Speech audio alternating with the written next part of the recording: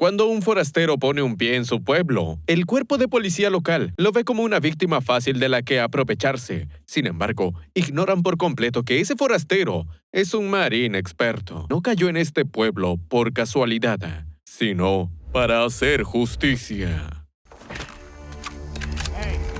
La película comienza en una carretera solitaria de Luisiana, a excepción de un solo hombre, Terry Richmond, un veterano de la infantería de los Marines que se dirige en bici al pequeño pueblo de Shelby Springs. De pronto, una patrulla comienza a acercarse por detrás y él no puede escucharla debido a sus audífonos. Eso sí que pudo sentirlo. Pese a que los oficiales tienen la culpa, igual detienen a Terry bajo la excusa de que le pidieron detenerse mucho antes y él los ignoró. Aún sin una orden, los policías inspeccionan su mochila y encuentran la cantidad de $36,000 en efectivo. Según el protagonista, una parte del dinero está destinada a comprarse una camioneta y la otra parte para pagar la fianza de su primo arrestado por posesión de hierba. Mas no es ningún dealer. Finalmente, los oficiales deciden dejarlo ir, aunque se quedan con los $36,000 a través de un decomiso civil. Para aquellos que no sepan, un decomiso civil es un permiso a las autoridades a confiscar material de un individuo sospechoso de cometer algún delito.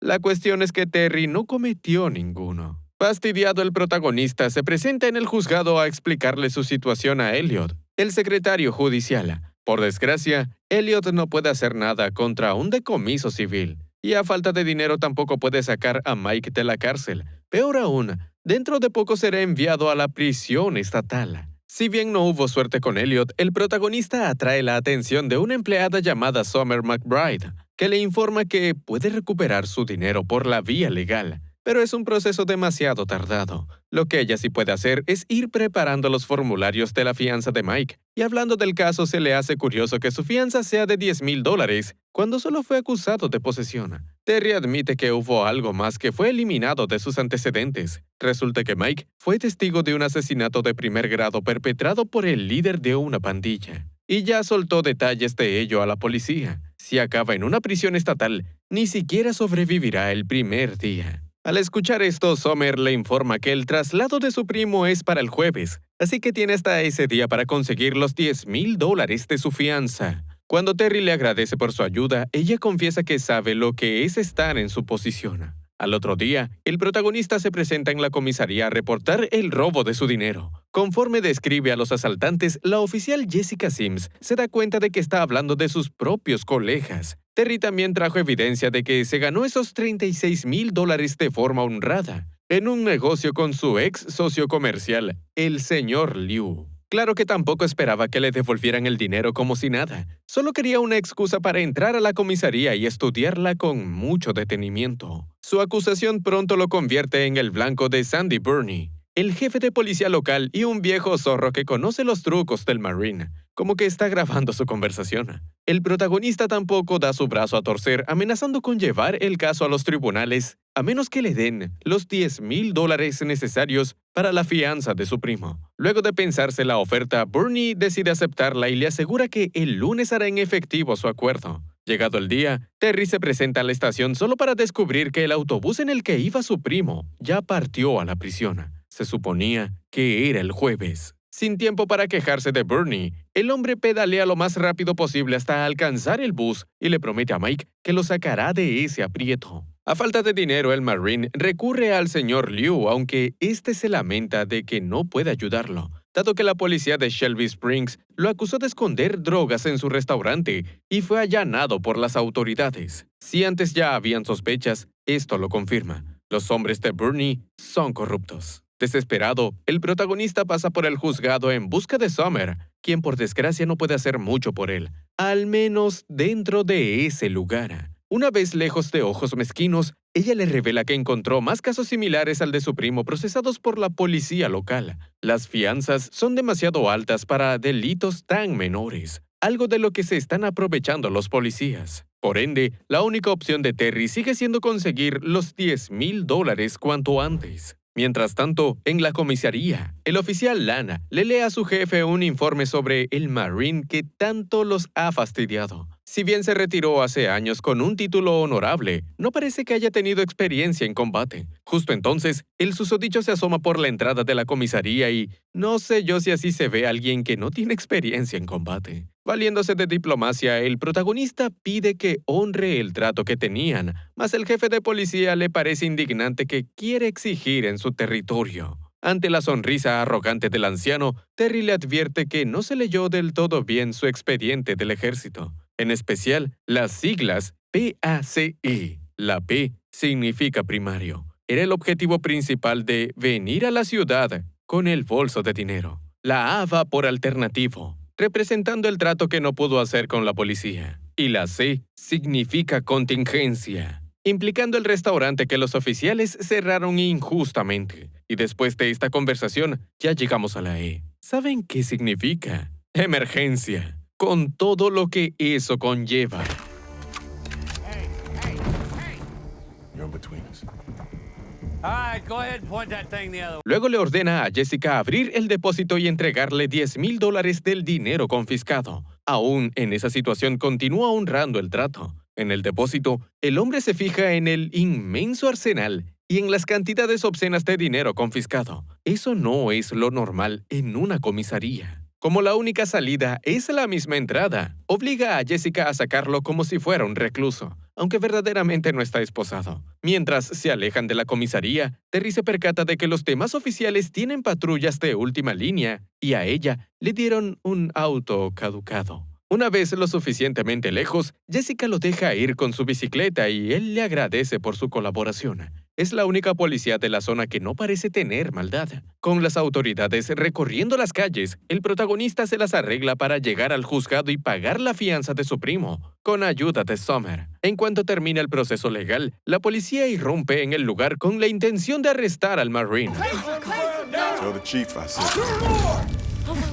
Este tipo está hecho de otra cosa. Al despertar, el protagonista se encuentra en una bodega bajo la vigilancia de Marston, uno de los oficiales que lo atropelló al principio. Terry exige sus derechos de ver a un juez aunque Marston lo lleva con Bernie y le recomienda que escuche atentamente su oferta. De camino a algún sitio desconocido, el jefe de policía le comenta que lo que vio en el depósito de la comisaría es la supervivencia del cuerpo local. Son de las pocas comisarías independientes que quedan en el país, por lo que tienen que conseguir sus propias fuentes de ingresos. Al llegar a un hospital, Bernie le quita las esposas a Terry y le entrega $26,000. Resulta que su primo fue apuñalado en la prisión y ahora se encuentra de camino a este hospital. Antes de que el protagonista tome represalias, el anciano le ofrece la camioneta que quería comprarse junto a la oportunidad de irse de la ciudad, con tal de que no presente cargos. Molesto, el protagonista acepta estos términos y espera a la llegada de su primo, quien desgraciadamente acaba muriendo en el hospital.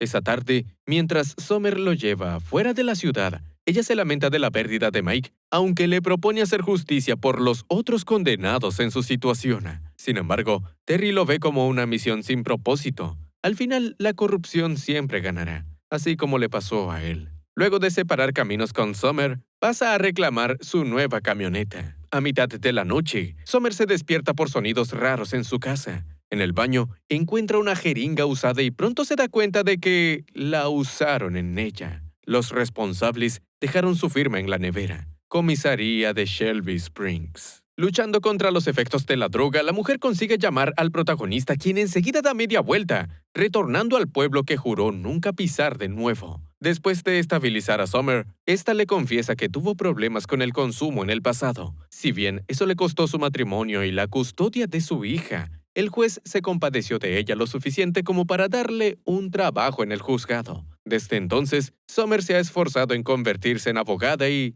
representarse a sí misma. Pero si el juez se entera de este último incidente, le prohibirá ver a su hija definitivamente. En consecuencia, Summer prefiere dejar pasar esta jugarreta de la policía y concentrarse en su trabajo. Mas el juez nota algo extraño en su aspecto. Por tanto, ella se somete a una prueba de orina que la dejará en evidencia cuando sea analizada. Por su parte, Terry se encuentra saliendo de la ciudad cuando es interceptado por Lana y otros oficiales comprometidos a recordarle las condiciones de su trato. En su defensa, el Marine afirma que regresó por una emergencia y que no volverá a suceder. Pero Lan no lo piensa perdonar. No esta vez. Apenas el oficial lanza una pistola a su camioneta, los demás reciben luz verde para dispararle a Terry, el cual logra incapacitar a Lan y escaparse de la escena. A su vez, Summer abandona el pueblo por recomendación de un informante anónimo dentro de la policía que le advirtió que irían por ella. Summer y Terry se reencuentran en el restaurante del señor Liu, quien sabe cómo lidiar con las heridas del Marine gracias a su experiencia en la Guerra de Corea. De nuevo, Summer le cuenta al hombre sobre las irregularidades en los casos de delitos menores con fianzas demasiado elevadas. En esta ocasión, él no piensa permitir que la policía se salga con la suya. Tiene que hacer lo correcto,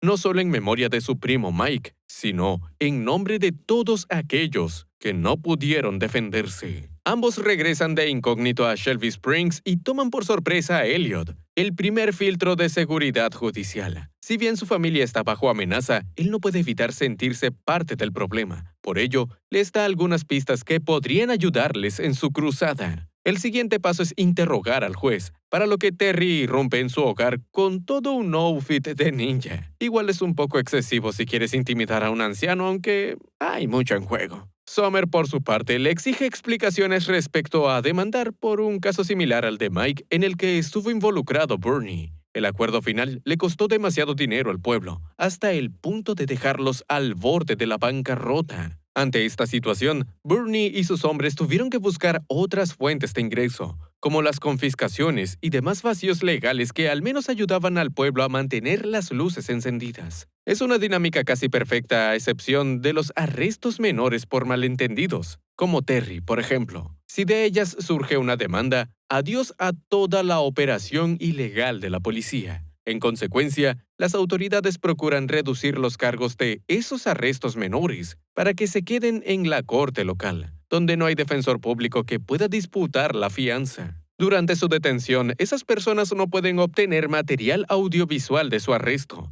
cosa que hacen las patrullas cuando encienden las sirenas. Una vez cumplido el periodo de retención de 90 días, son enviados a la prisión estatal y sus casos son olvidados, a menos que alguien pueda desenterrar la evidencia a su favor. Como parte del trato entre la policía y el sistema judicial, el juez es el único que tiene acceso a los videos grabados por las patrullas. Si nadie solicita ese material en 90 días, es eliminado automáticamente. Al terminar con el juez, Terry y Summer se cuelan en la bodega del juzgado con la intención de obtener las tarjetas SD de los archivos policiales. Hablando de ellos, no tardan en aparecer por el lugar a hacer sus rondas matutinas. Terry y Summer avanzan con sumo silencio, solo para terminar descubriendo un rastro de gasolina en el suelo. A los segundos, ese rastro se enciende en llamas. Por fortuna, la mujer consigue frenarlo con agua de coco, aunque la policía debe estar esperando un incendio veloz. Por ende, el dúo se apresura a recolectar las tarjetas SD,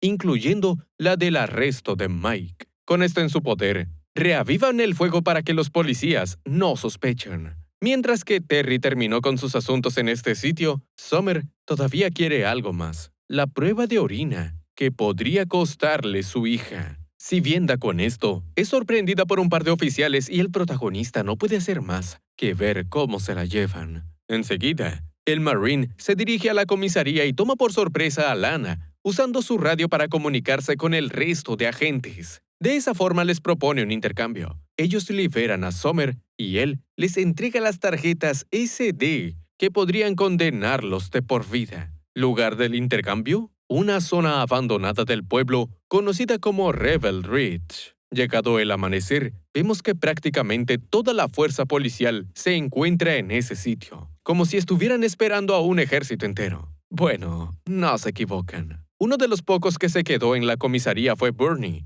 quien casualmente recibe una llamada del Marine. Este le confiesa que antes de su paso por el pueblo, nunca había estado en una pelea, solo algunas riñas en el patio de la escuela. Bernie, por su lado, ha estado en muchas. ¿Podría estar en otra más? Terry ha pensado en eso e incluso se le ocurrió proponerle una tregua. ¿Y si dejan su conflicto hasta aquí? Justo entonces... You know, so I was thinking...